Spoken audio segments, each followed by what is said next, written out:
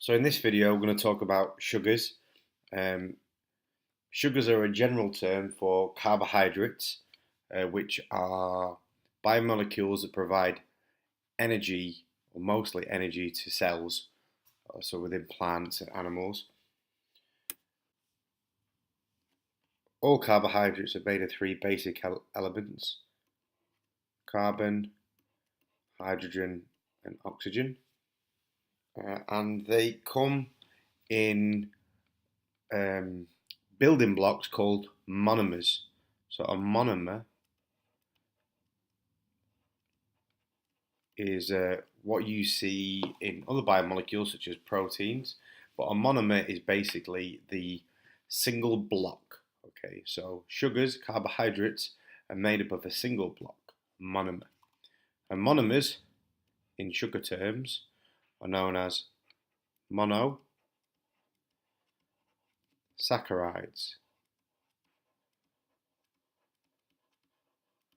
Monosaccharides. Okay, mono meaning one, saccharides meaning sugar. When you get more than two of these, so this equals 1, when you get 2, you get disaccharide. This is the building blocks. So 2 building blocks.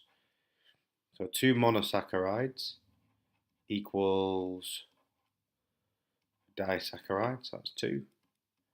And more than 2, you get polysaccharides.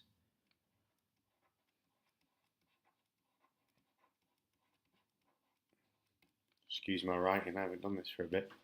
Okay, so that's more than 2, so 3 or more. And they are basically made up of, well, most of them are made up of a glucose molecule. Okay, you get 2 kinds of glucose. You get alpha and beta, but I'm going to draw out you the ring form of alpha glucose because it's the most common one you see. So you get a carbon, another carbon, carbon there. The hexose sugars, so they've got 6 carbons.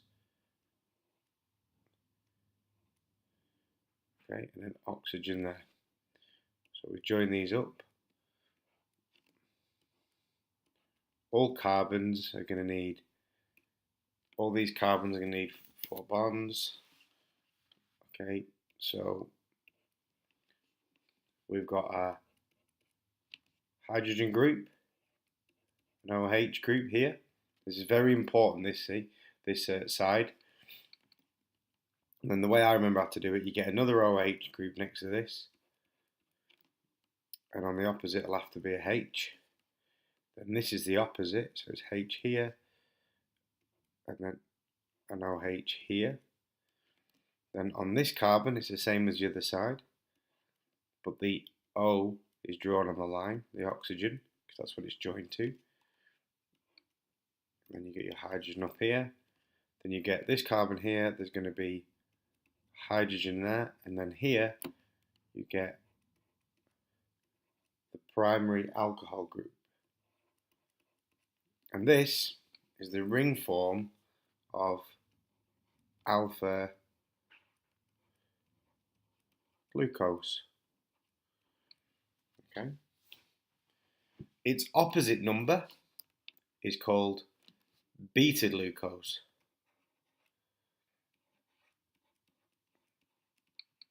And it's quite easy. Basically, it's all this is the same, but these two are swapped. So instead of having the OH at the bottom,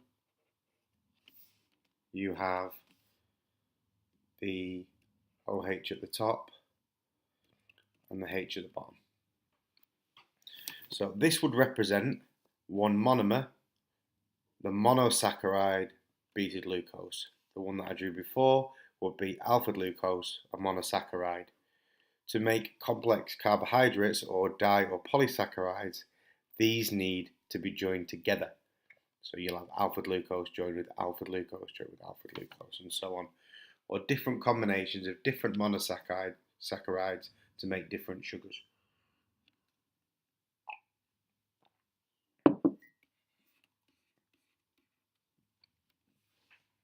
We can draw them much simpler, okay, and we can draw them like this.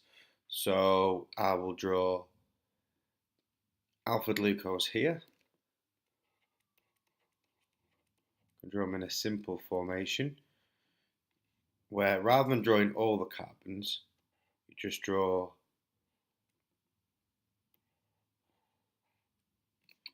a simple version, in fact. That should have the oxygen there. So you have an oxygen with this group coming off, but the key part was this part that I said. Okay.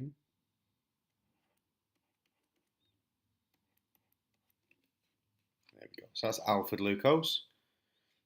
We can have beta glucose, which would just be the opposite. A few other monosaccharides that you can have, so building blocks that I haven't mentioned is galactose,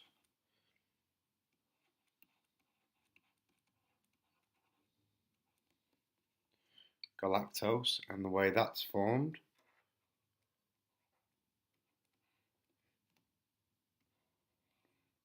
Similar, but this time both OH groups are on the top. So I said before, these ends are very important. This is why. Another one you can have is fructose.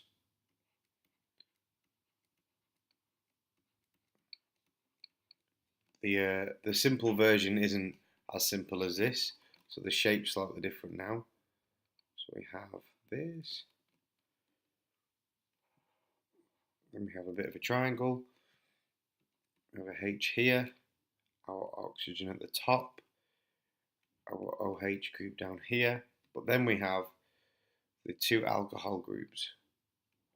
So we have H2, and then we have the same down here. Okay, so that's fructose. I might as well do alpha beta glucose while I'm at it. If you can do it, have a go on a piece of paper now while I do this one. Okay, see if you can remember this one. So as I said before, this side's the same, but this side is just the opposite of alpha glucose. And there we go. Now, I said before, to make more complicated things, a disaccharide or polysaccharide, we need to join them together. We need to start joining these monomers together. And the thing that joins them together is called a glycosidic bond. And how this takes place is through what's called a condensation reaction. So I will put another glucose, alpha glucose here.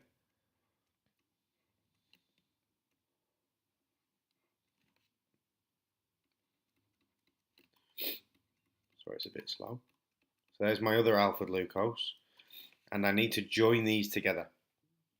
So what happens is these groups here are the key groups, so the OH and the OH.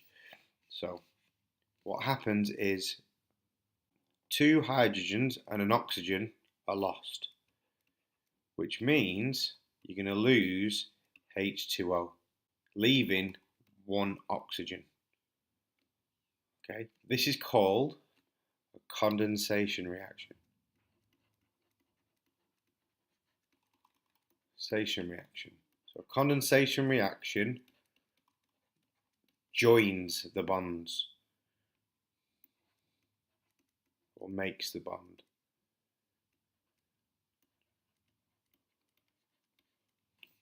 And then what that will result in is we lose some H2O. Sometimes you'll see it written as a product.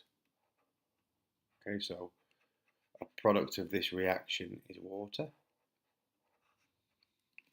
And what you'll see left with is just this oxygen, because that was left. This is what's known as a glycosidic bond.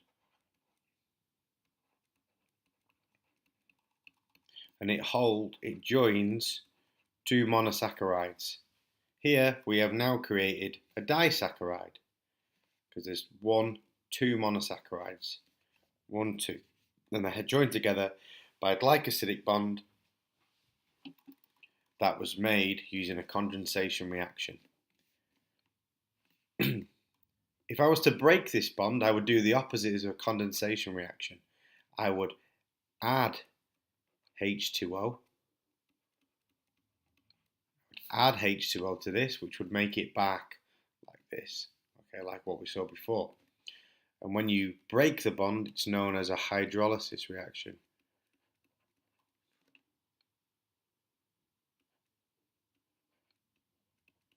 A hydrolysis reaction. Okay, and it breaks the bond.